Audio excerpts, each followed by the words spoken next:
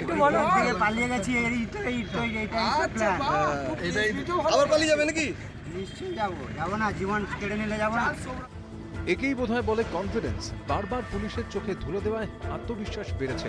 চতুর্থবার ধরা পড়ার পর তাই পুলিশ খুনের কুখ্যাত আসামি কর্ণ বেরার চ্যালেঞ্জে 3বার পালিয়েছি, আবার পালাবো।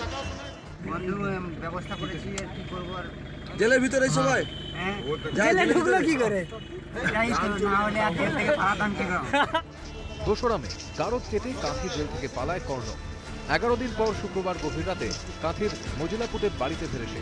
গুলি বন্দুক কিনতে 2 লক্ষ টাকা চায় বাবার কাছে। ফের বড় ডাকাতির পরিকল্পনা ছিল। সেই সুরক্ষা অবশ্য হয়নি। ফের পুলিশের জালে ধরা পড়ে কুখ্যাত এই আসামি। এইদিকে ঝোঁক বাড়লো কেন? যখন ডাব নারিকেল ছিল তখন আমি মারধর করলাম।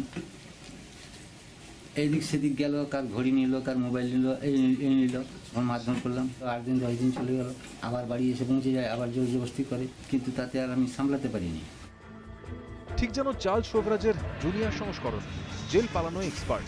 এহেন কর্ণ চুরিতে হাত পাকিয়েছিল অন্যের গাছ থেকে ডাব পেরে।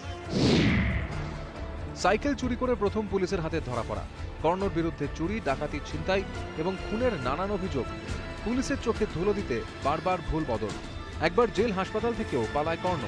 জেল হেফাজতে থাকাকালীন কাঁথি আদালত থেকেও পালায় কর্ণ। জেল পালিয়ে ডাকাতি করতে গিয়ে কর্ণের হাতে খুন হন মহিষাদলের কনস্টেবল নবকুমার হাইত।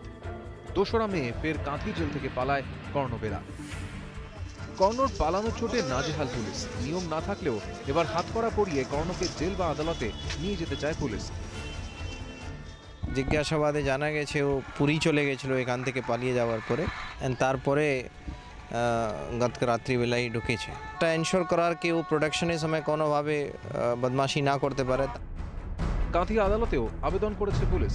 কাঁথি জেল থেকে পালানোর পুনর্নির্মাণ করা হয় শনিবার।